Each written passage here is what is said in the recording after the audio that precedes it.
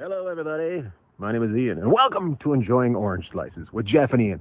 This week's show comes to you from the middle of a field. Well, I'm in the middle of a field, and Jeff is at home. I apologize about our internet right now, but I'm in the middle of a field. Hey, it's the best day in hockey. It's the biggest day in hockey, except for Christmas Day. It's called Trade Deadline. Deadline, everybody's excited about it. Some people get traded. We discuss it, and we also give some shout-outs to the toughest people in the NHL. Make sure you contact us on our email. I don't know what it is, but I'm sure somebody will put it up over there. Follow us on our social media and send us some letters. Send us some letters, and don't forget to share this. Welcome to Enjoying Orange Slices with Jeff and Ian. Have a fun time, shall you? Oh, hello, Jeff. I am in Virginia this week. I want to start it right here, Jeff. The last time I was at my house in Virginia, you were here. That's how long it's been since I've been here. My God. Yeah, it looks like you're in my room right now, too, if I'm not mistaken. I am. Are you going to for a nap after we're done? I'm going to have to get better. I'm going to have to get better internet in here. That's what I'm going to have to get. We'll make sure we'll try to get through this one. It's a big day in hockey. It's Canada's. I think it's the most popular day after Christmas is trade deadline day. Everybody's excited about what's going to be under the tree. Everybody's all excited about the packages they're going to get. And I don't know, do you think it lived up to expectations this year, or do you think it fell short? I think it was kind of in the middle. I mean, there was a couple bigger deals, in the last 24 hours leading up to the deadline, maybe 48. A couple teams got out in front of it. And then we got a big splash right when the deadline closed, a huge deal between Detroit and Washington. So I'd say in between. One thing I noticed is there was a few first-round picks thrown around, but a lot of the deals that were made looked like for, I don't want to say complimentary, but maybe depth players, and a lot of, maybe fourth, fifth, maybe the odd third round pick thrown in there. So right. There were some big deals, but not, everyone builds it up, but everyone, to me, they got the rest of the year to trade. They got 15 or 16 games left apiece now. And then they can go at it again once we get into the summer. So, I got two questions right off the top that we didn't talk about. And that is, do you think that the trade deadline should be earlier in the year so people get to know each other more and, it gives it time to gel? And second of all, do you think there should have been a trade deadline this year, seeing how teams are dealing with COVID? Because I know Vancouver wanted to get rid of a couple players, but when they've got COVID and their whole family's got COVID, how do you send somebody away? You can't. I don't know. Should there have even been a trade deadline this year?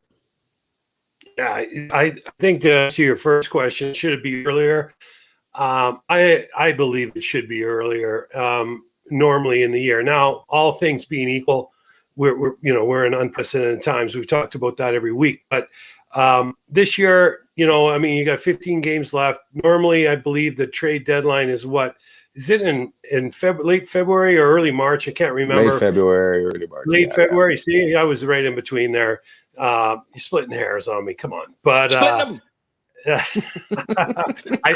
think the trade deadline should. Historically, it's been later and later. I'd like to see them move it up. And then you asked me something about families and COVID, and Did I freeze up during that? Because we do have some. I apologize to everybody. Our connections aren't tight, so we're going to try to keep it as quick as possible and try to keep everything moving. But I just thought that some more trades may have happened from Vancouver if people didn't have COVID. Right. So right. Well, there was Vancouver moved some guys out, Calgary moved some guys out, and Montreal moved guys in. Toronto moved guys in.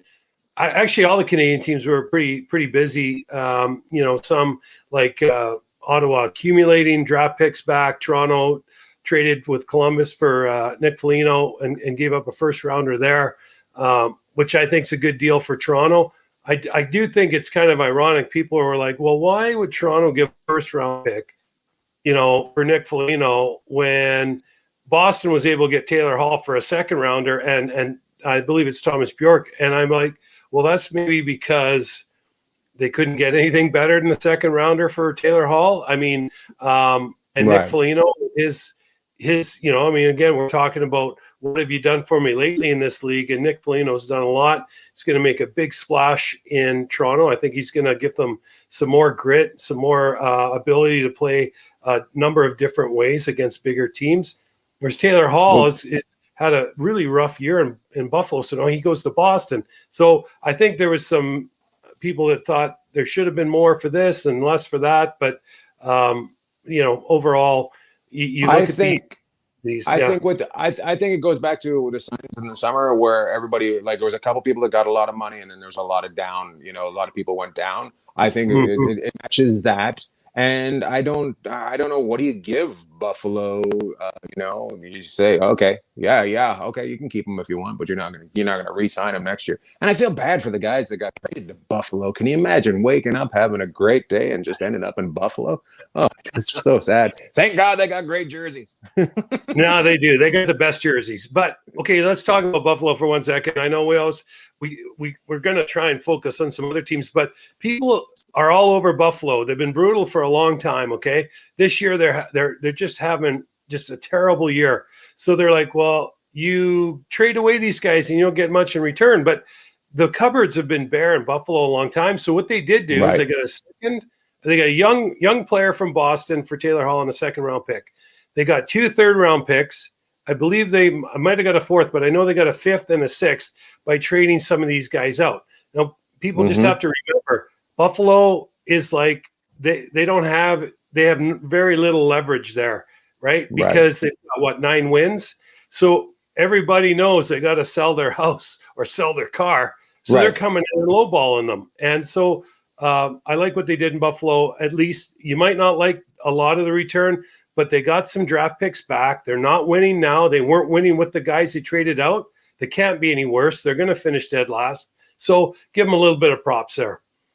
I also think Taylor Hall, that was his plan, right? Why he went in there low, because he knew if it was a shit show, as they like to say, which it turned out to be, he could get himself out for fairly cheap as well. If he had signed a bigger deal there, he probably would have been stuck there. So a little bit of a good good gamesman on whoever his agent is, because they were able to get him to a higher ranked team. But at the same time, you look at the day before, Boston just gets their ass handed to them by the Washington Capitals. And you're like, ooh, this is interesting. This is very interesting. So we say Buffalo, and you say they've prepared for the future, which is fantastic. Always look at the future. Tomorrow, it'll be better tomorrow. But who do you think, like, Detroit did very well, and they're planning for the future as well. But they did great, didn't they, today? Well, one of our questions today, Mr. Bagg, was the biggest surprise. Mr. Bagg, you dropped the Lord off that. You should put Mr. Bagg there. I'm looking on the bottom of the screen. You dropped Lord. I didn't even catch that. It's probably been gone for like 3 weeks. But okay, so the biggest surprise. I'm looking at the clock already. I'm like panicking. We got to go. We got to get out of here.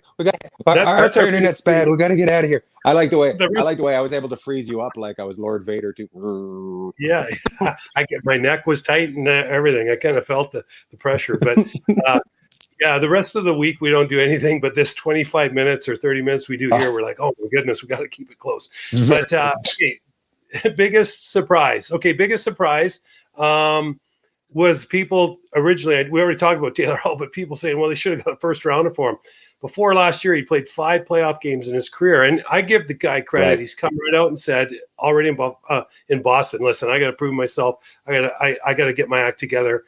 But he has been on his 4th team, I think, in 3 years. So I look forward to seeing what he does there. I watched him live when he was with Arizona, when they came through Vegas. He's got tons of speed. He's got he's got some grit to him too. He plays a little bit nasty out there. So in Boston, he might find a really nice home. My biggest surprise was that people were complaining that they didn't get a first for him. But remember, Buffalo signed him as a free agent. They didn't. Yeah, they had to hold some money. They gave him $8 million. They had to hold $4 million, but they got a second round pick back and a young prospect player in Bjork. So that's okay. My biggest surprise, though, came in 1959 of the third period of the trading deadline was Anthony Mantha. So here we go again. We're we got the Detroit Washington trade, and the biggest surprise to me, or I guess the most impressionable trade, was Anthony Mantha going from Detroit to Washington for Verona, Panic, a first-round draft pick from Washington in 2021, and I believe it's a second-round draft pick from Washington in 2022. I love watching Verona play. I think that guy is fantastic. Panic is a really responsible NHL player, and then you get a first and you get a second in the next two drafts. So that, like, you get a first this year, a second next year. Mantha has all kinds of massive upside, but the return Detroit got, again, they're not winning with them, so they can, you can not win without them. They got some guys that are from Washington and Verona and Panic that are going to help them right away, and they got some help on the way. Detroit's got so many draft picks. Stevie Yzerman, I think, did a great job on that deal. And again, Mantha, all kinds of ability. It'd be very interested to see how he fits in Washington, where he doesn't have to be the front man there. He's going to slide in behind all those superstars. Yeah. It might be a big win-win. So that's where a guy can really shine, is when he comes in. There's somebody else to take the heat off him. All that work he was doing in Detroit will be much easier when he's not going against the top lines again. So that's great. Here's a little rumor that I will just talk about this really quick. A couple more things, and we'll get out of here because of our internet being so bad this week. But word is that Gaudette was traded away from Vancouver because he was the one that picked up the COVID. That's the rumor on the Vancouver rumor mill.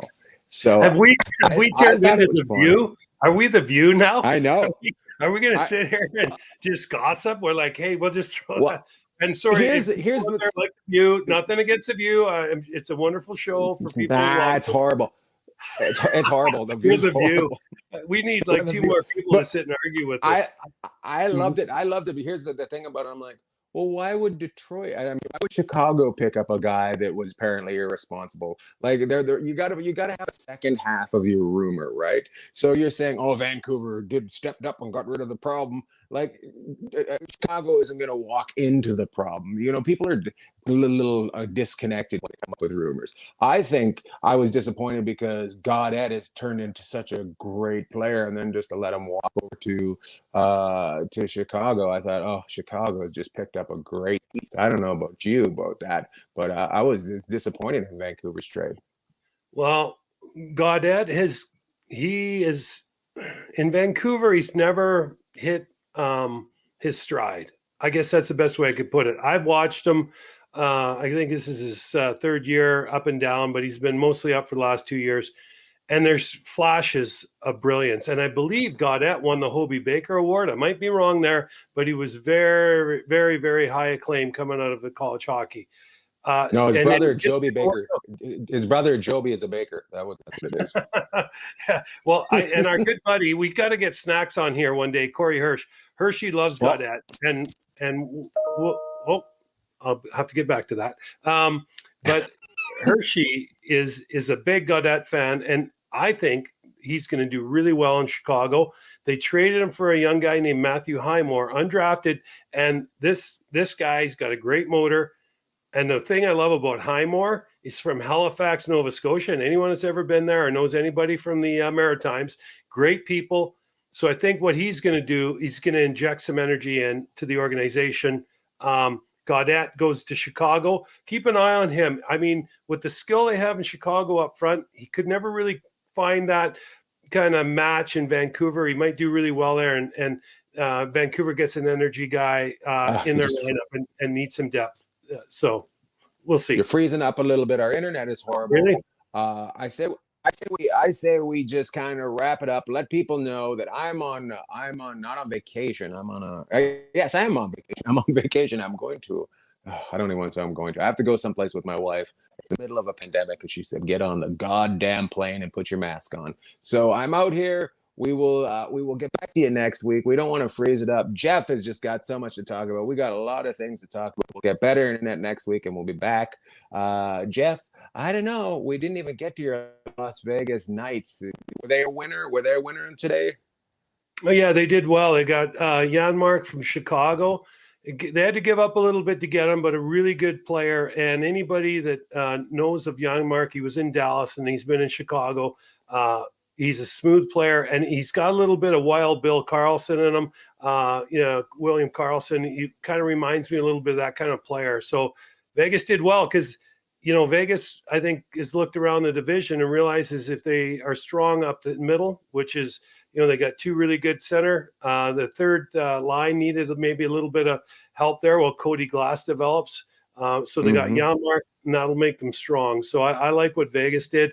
Anaheim made some moves. LA made some moves. And then LA sent what's his face to Pittsburgh. They sent what's his face to Pittsburgh, and I think he'll do great out there and help Pittsburgh out quite a bit. And they got a lot back for him too. Carter, that's who they sent out there. I think the big thing about Janmark is he'll have a great time in Vegas, and they'll play very well. And then he can just move up to Seattle. That'll be a lot of fun for him. Do you think that had anything to do with it? Because he'll be going, right? He won't be sticking around. Well, I think he's a unrestricted free agent at the end of the year. I believe so. But just remember something. Vegas is the only team in the league that doesn't have to expose anybody. Correct. See, the computer even knows what I'm saying is correct. The Vegas Golden Knights are the only team in the league that don't have to expose anybody to the expansion draft to the mighty Seattle Kraken, who are coming in. So I don't know. I mean, I'm looking. I hope the Kraken are able to do well in the expansion draft. I hope they're competitive like the Knights have been.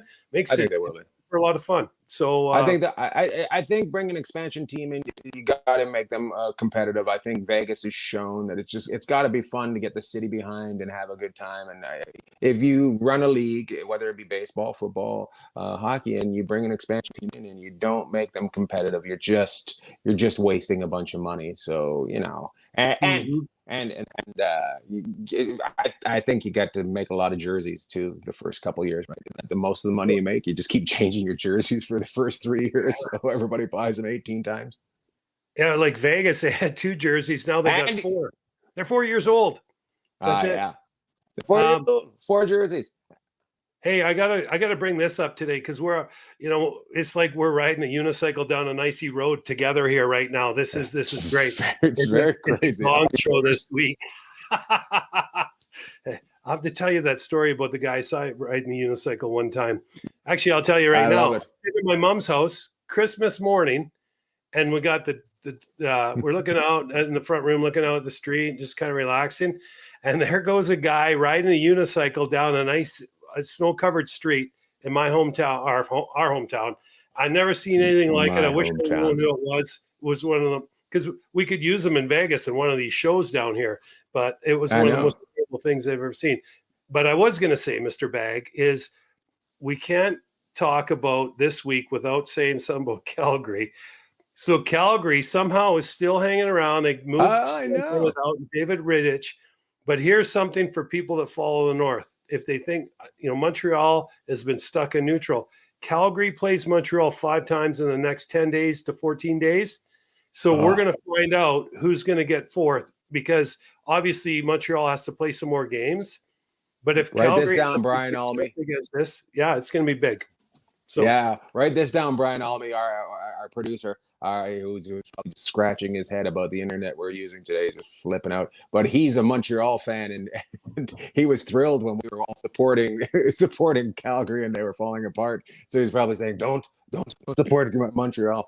I love that kid riding down the street in your hometown unicycle story. It's one of my favorites. I guarantee he was French. It's probably Mario Desjardins, the French kid. He probably had his unicycle out there riding around practicing for Cirque du Soleil.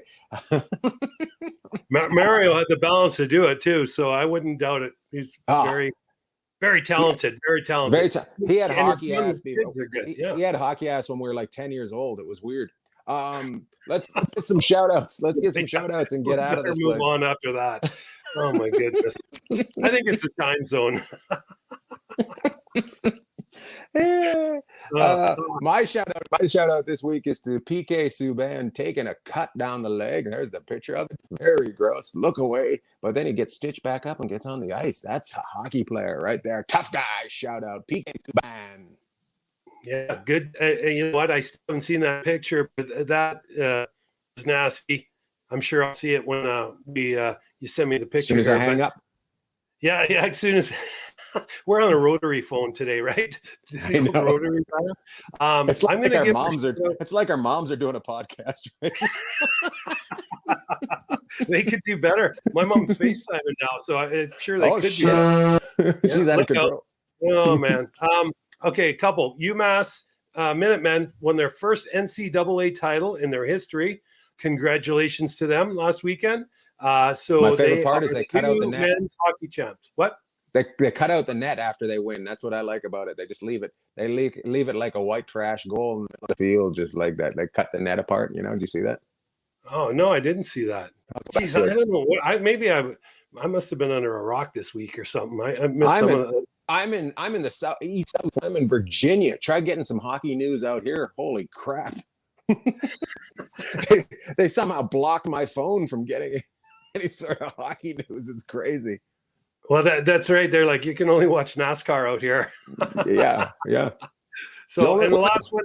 Hey, hang on. Wait, you're trying to cut. You've been. Isn't it funny that NASCAR they only do lefts? You think they're going to be all rights? Yeah, they're going to petition to go the other way. You're going to love that you're going to laugh about that for about a week. About a week. That is a good one though. Last one, Thomas Nosek. Since we're talking about guys that PK took a skate to the leg, right? He came back and finished the game. So good job, PK. And Thomas Nosek took basically what amounted to at least a really half slap shot, maybe hard wrist shot to the up into the face area last week. I think it broke his nose. And he came back and finished the game in St. Louis with the Knights. And he scored yesterday, which this is taped on a Monday. He scored yesterday for the Knights, and they ended up beating Arizona, I think 1-0. So he was a game winner. He's wearing the bubble, fishbowl, but and he's on a roll. I think he's 15 points his last 18 games for fourth line forward, playing very well. So my hat's off to Thomas. Hats off to him. Hats off to him, and good for us for letting him know about it, because he probably doesn't even remember scoring that goal after taking a puck in the face the night before. We gotta get going, Jeff. Have a great day. Always good talking to you. And now it gets exciting. Now we get to see what really happens with these teams. So, any before we hang up, any games that we should be watching this week? You know, I think with what's going on, no. I think the trade deadline will just leave it at that. That was no love doll. No. I think we hit the speed bump and everything came out the back of the pickup this week. So, all right. That's all I got. Love to all. Love to all. Woo.